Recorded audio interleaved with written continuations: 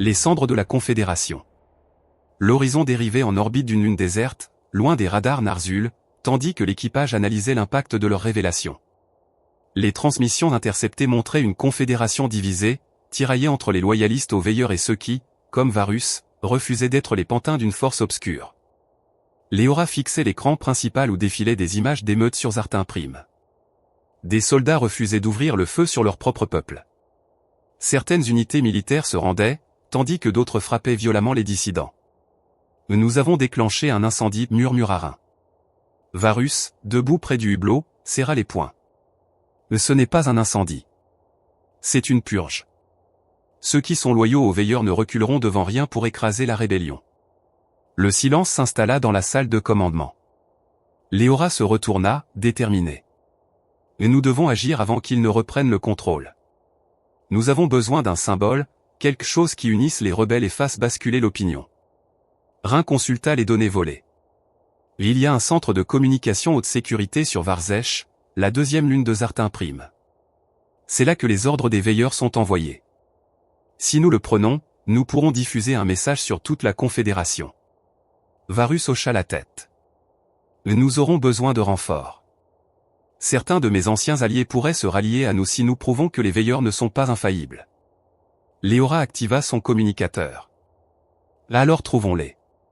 L'horizon se mit en route vers Varzesh, naviguant entre les patrouilles Narsul qui renforçaient leur contrôle sur la zone.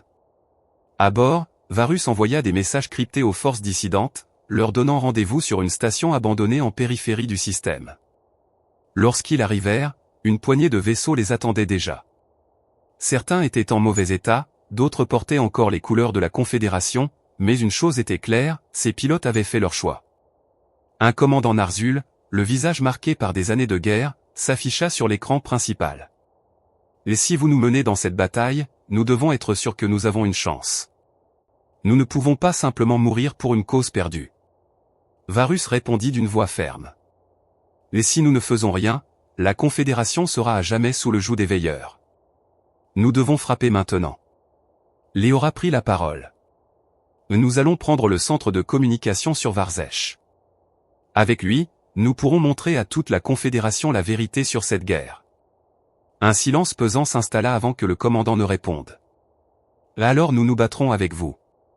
L'horizon et la flotte rebelle se mirent en route, prêts pour la prochaine bataille. Au chat GPT pod comité héros. Considérez verificar information importante. L'horizon et la flotte rebelle avancèrent en formation serrée à travers le vide stellaire, naviguant à la limite des capteurs ennemis. Chaque mouvement devait être calculé, chaque trajectoire optimisée pour éviter d'alerter la Confédération avant l'heure. Dans la salle de commandement, Léora observait la projection holographique du centre de communication de Varzesh. Une immense structure orbitale protégée par une flotte de défense Narsul, des boucliers renforcés et un réseau de surveillance en perpétuelle activité. Varus croisa les bras. Nous ne pouvons pas attaquer de front. Il nous écraserait avant même qu'on atteigne la station. Rhin ajusta les paramètres de l'affichage. Mais nous pouvons les tromper. Il y a une faille dans leur système de détection. Les boucliers principaux du centre sont alimentés par des relais satellites externes. Si nous les désactivons, ne serait-ce que quelques minutes, nous pourrons infiltrer la station. Léora hocha la tête. Nous avons des vaisseaux rapides. On enverra une escouade pour neutraliser les relais avant que la Confédération ne comprenne ce qui se passe. Une fois les boucliers désactivés, nous lancerons une attaque rapide sur le centre de commandement. Varus activa son communicateur et s'adressa à la flotte rebelle. Nous n'aurons qu'une seule chance.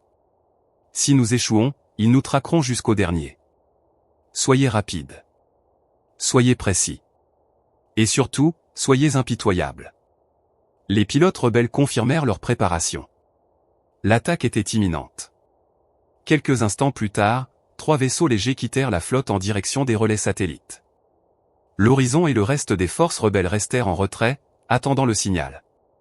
Dans la cabine de pilotage de l'un des vaisseaux d'infiltration, Rhin suivait les relevés énergétiques. Nous nous approchons des relais, aucun signal d'alerte pour l'instant. Le premier vaisseau activa ses brouilleurs et se glissa à travers la grille de détection. Une impulsion électromagnétique fut envoyée directement vers le relais, désactivant temporairement son champ d'alimentation. Un relais hors service, confirma Rhin. Le deuxième vaisseau suivit la même procédure. Le deuxième relais neutralisé. Mais alors que le troisième vaisseau s'approchait de sa cible, une alarme résonna sur les fréquences ennemies. « Là, attention !» cria Rhin. « Ils nous ont repérés. » Leora frappa la console. « On lance l'attaque maintenant. » Tous les vaisseaux en approchent. L'horizon fonça vers le centre de communication, accompagné des croiseurs rebelles. Les boucliers de la station étaient affaiblis par la désactivation des relais, mais toujours partiellement actifs. « Concentrez le feu sur les générateurs restants », ordonna Leora. Les lasers et les torpilles s'écrasèrent contre la structure orbitale, provoquant des explosions massives. Les vaisseaux Narsul tentèrent de réagir, mais la surprise jouait en faveur des rebelles. Varus se tourna vers Leora. « Je mène l'assaut terrestre.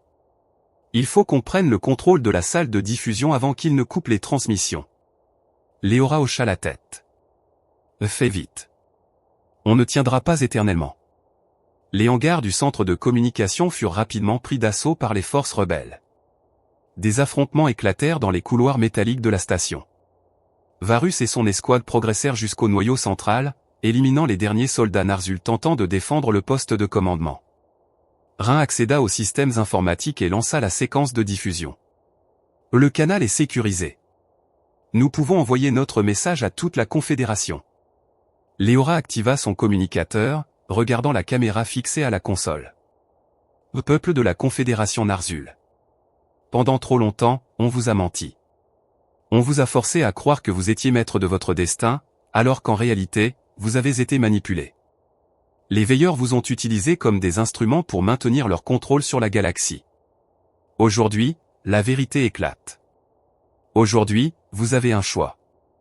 Les images des documents secrets, des ordres de suppression et des manipulations des veilleurs défilèrent sur tous les écrans des vaisseaux et des colonies Narsul. Un silence s'abattit sur le poste de commandement. Puis une voix retentit sur les fréquences ennemies. Ordres annulés. Nous avons été trompés.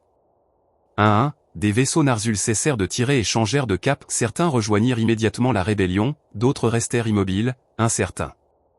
Varus regarda Leora, un léger sourire au coin des lèvres. On vient peut-être de gagner une guerre avant qu'elle ne commence. Mais alors que la victoire semblait proche, une nouvelle alarme se déclencha. Rhin consulta ses écrans et pâlit. « Nous avons un problème. Une flotte ennemie approche, mais ce ne sont pas les Narsul. » Leora tourna lentement la tête vers l'écran principal. Un vaisseau colossal émergea du vide, suivi d'une formation parfaite de croiseurs imposants. Les veilleurs avaient compris qu'ils avaient perdu leur contrôle sur la Confédération. Et maintenant, ils venaient écraser la rébellion eux-mêmes. L'horizon et la flotte rebelle restèrent figés un instant alors que l'imposante armada des veilleurs s'alignait face à eux. Contrairement aux Narsul, qui étaient divisés, les veilleurs n'avaient ni peur ni hésitation. Ils venaient exécuter un ordre simple et exterminer toute opposition. Leora sentit un frisson glacial parcourir son dos en observant l'écran. « Analyse des forces ennemies » ordonna-t-elle d'une voix ferme. Rhin scanna rapidement la flotte adverse. Vaisseau amiral de classe Dreadnought. 12 croiseurs de combat. Plusieurs escadrons de chasseurs. Leur puissance de feu est au moins 3 fois supérieure à la nôtre. Varus serra les poings. Et ils sont venus mettre un terme à tout ça. Ils veulent effacer toute trace de notre soulèvement avant qu'ils ne prennent de l'ampleur. Le silence s'abattit sur le pont. Leora inspira profondément. Nous ne pouvons pas fuir. Si nous les laissons reprendre Varzech, ils contrôleront à nouveau la Confédération et réduiront à néant tout ce que nous avons accompli.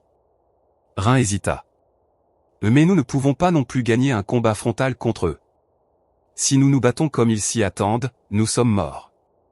Leora observa la station de communication en orbite autour de la Lune. Alors on ne jouera pas selon leurs règles. Elle activa son communicateur et ouvrit un canal vers la flotte rebelle. Nous allons diviser notre force. Une partie de nos vaisseaux va simuler une fuite désorganisée pour attirer leurs croiseurs vers l'extérieur du système. Pendant ce temps, nous préparons une embuscade avec la station de communication. Varus arqua un sourcil. Une embuscade? Avec quoi? Ils ont une puissance de feu dévastatrice.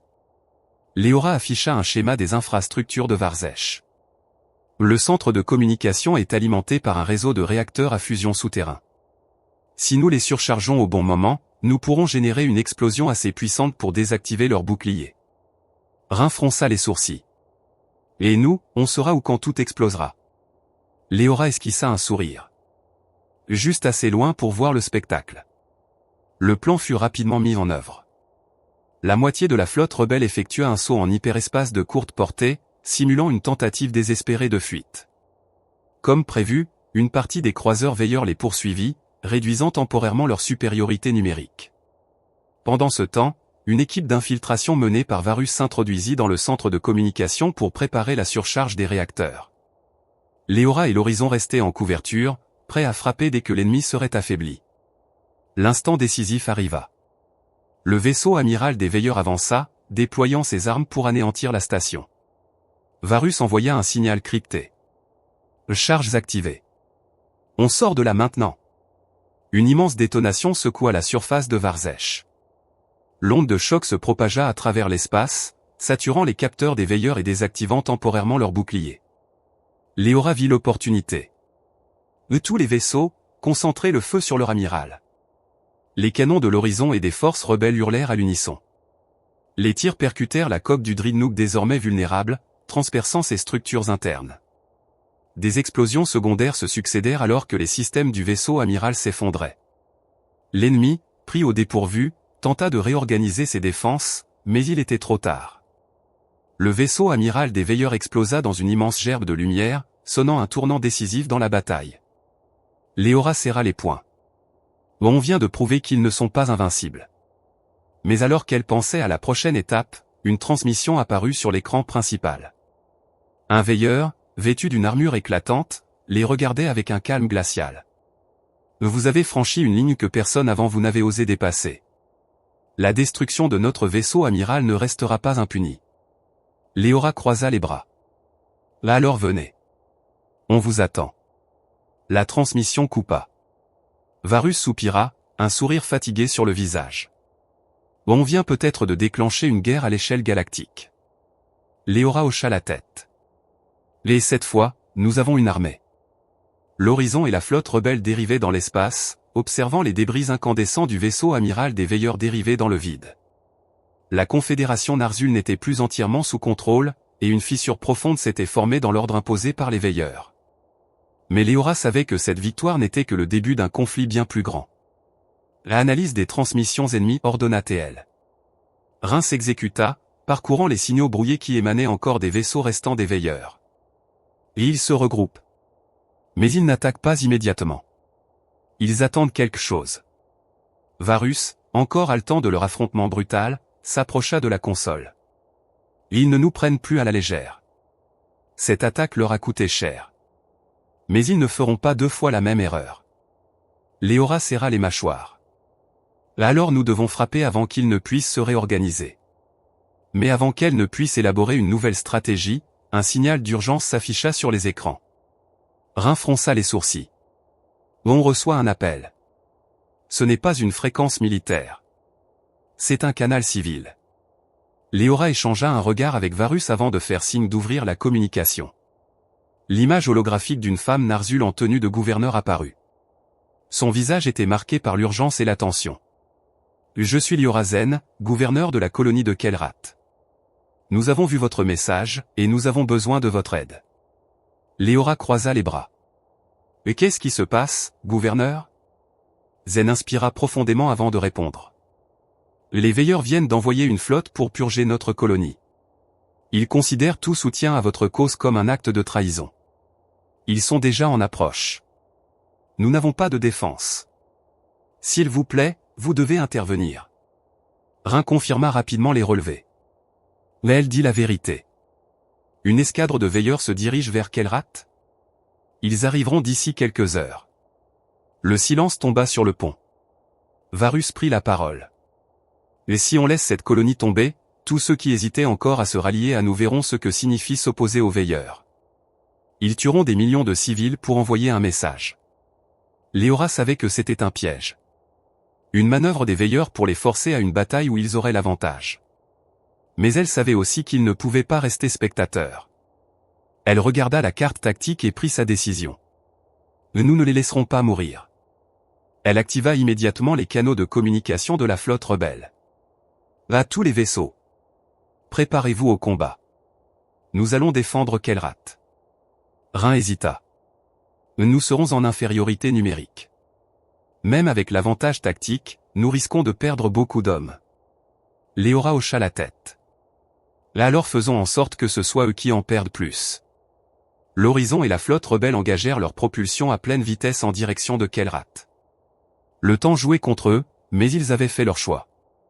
Ils allaient affronter les veilleurs une nouvelle fois. Mais cette fois, ils ne se battraient pas seulement pour leur survie. Ils allaient prouver à la galaxie que l'ère de la domination des veilleurs touchait à sa fin.